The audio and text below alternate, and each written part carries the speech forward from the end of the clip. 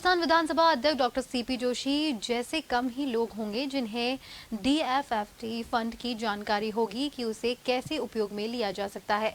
आदिवासियों के लिए टीएसपी और टीएडी अलावा भी कौन से बजट होते हैं। डॉक्टर सीपी जोशी की योग्यता, अनुभव और उनके विधानसभा अध्यक्ष होने के नाते पद का ऐसा लाभ फायदा उनके विधायक होने से मिल रहा है कि शायद ही किसी दूसरे विधानसभा की जनता को इनसे ईर्ष्या होने लगे। पेश है खास रिपोर्ट। राजस्थान विधानसभा में सभी को साथ लेकर कुर्सी का भलीभांति जिम्मा संभाल रहे सदन में दिखती है राजस्थान विधानसभा अध्यक्ष की जो काबिलियत और इंटेलिजेंस।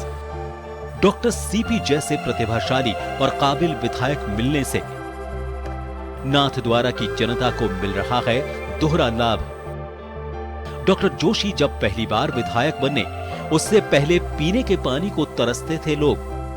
जहां बावड़ी की सीढ़ियां उतरकर कटोरी से पानी पीते थे लोग, वहां बाघेरी का नाका के पास चिकलवास डैम परियोजना से नाथद्वारा में पानी लाने की चुनौती पूरी।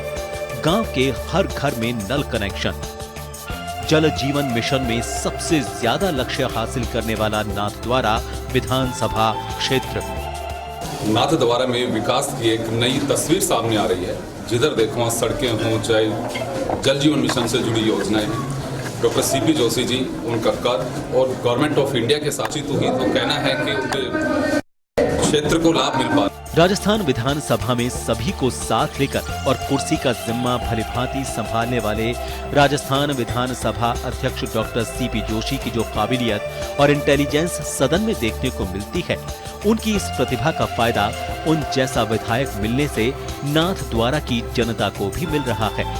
बावड़ी में सीढ़ियां उतरने के बाद उसके नीचे लकड़ी की सीढ़ियां और वहां रखी कटोरी से पानी पीने जैसे हालात वाले नाथद्वारा में पहले बाघेरी का नाका नल परियोजना समेत अन्य योजनाओं से जल पहुंचाया और आज नाथद्वारा का शायद ही ऐसा कोई गांव हो जहां पीने का पानी घरों तक नहीं पहुंचा हो। इतना ही नहीं, इलाके में पेयजल को लेकर जोशी कितने गंभीर हैं कि नाथद्वारा की पानी की समस्या के स्थायी और दूरगामी समाधान के लिए चिकलवास परियोजना भी तैयार है। ये है चिकलवास डैम, जो विधानसभा अध्यक्ष सीपी जोशी की विकास की नई गाथा लिखेगा। डॉक्टर सीपी जोशी अब इससे नाथद्वारा की प्यास बुझाने का सपना संजो रहे हैं। विधानसभा अध्यक्ष ने 100 करोड़ रुपए की एक परियोजना बनाई है, जिसके तहत अब नाथद्वारा क्षेत्र की प्यास चिकलवास डैम से बुझाई जाएगी। केंद्र सरकार और राज्य सरकार में मंत्री के बाद राजस्थान विधानसभा अध्यक्ष डॉक्टर जोशी। राजस्थान विधानसभा के साथ नाथद्वारा विधानसभा क्षेत्र में भी जबरदस्त परफॉर्मेंस। नाथद्वारा विधानसभा क्षेत्र की कुल ग्राम पंचायतों 41 पंचायतों में 4 साल में 562 करोड़ से ज्यादा के विकास कार्य।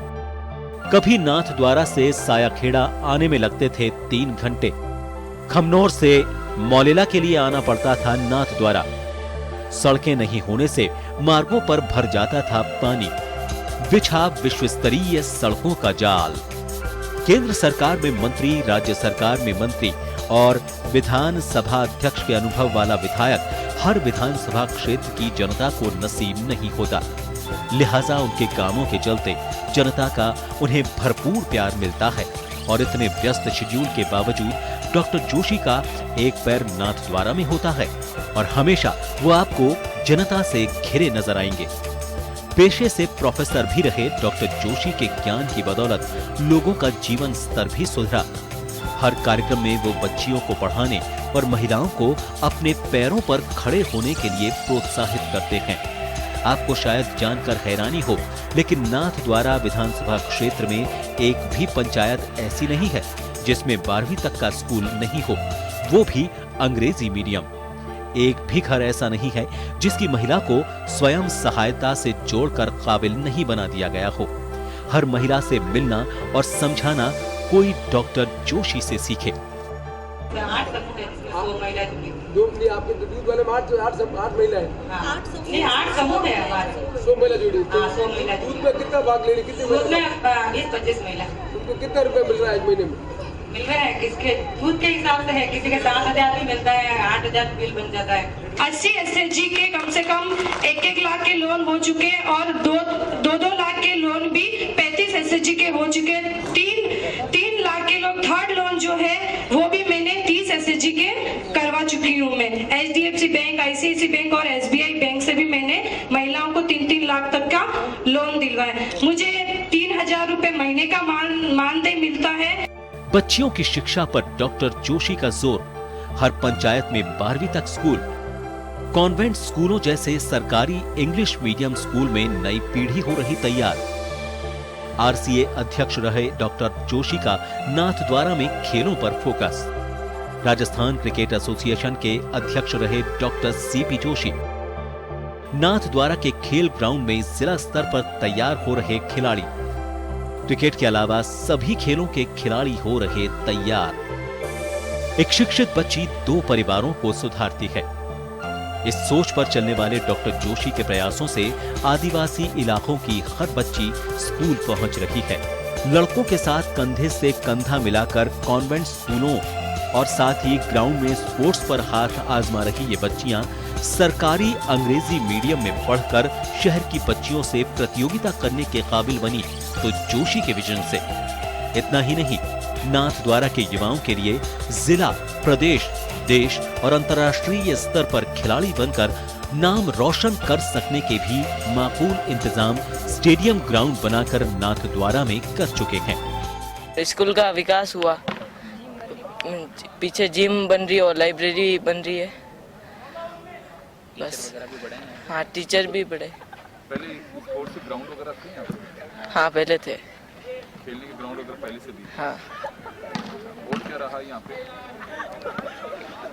और अभी यहाँ पे शौचालय का काम भी करवाया है, पहले भी था, उसकी रिपेयरिंग करवाई। इंग्लिश मीडियम होगी तो पढ़ाई इंग्लिश वाले टीचर आएंगे, उसके बाद में इंग्लिश भी पढ़नी पड़ेगी बच्चों को। अच्छा, आप लोग पढ़ना चाहते हो कि नहीं? हाँ। अभी पढ़ाते हैं? अभी इंग्लिश नहीं पढ़ाते, अभी 5वीं तक ही हुई है इंग्लिश मीडियम। जिला स्तर के बाद स्टेट और नेशनल खेले खिलाड़ी, ऐसी है व्यवस्था। नाथद्वारा के हर गांव में हर घर की महिला जुड़ी है समूह से। नाथद्वारा के महिला स्वयं सहायता समूह भी राजस्थान में रच रहे कीर्तिमान। नाथद्वारा शहर में माया नगरी सी चकाचौंध, विकास गाथा सुनाते गांव। 41 ग्राम पंचायतों में हुए 562 करोड़ से ज्यादा के विकास कार्य।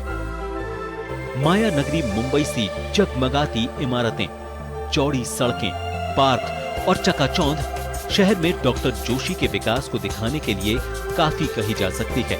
लेकिन गांवों की तस्वीरें भी आपको हैरत में डाल रही होंगी।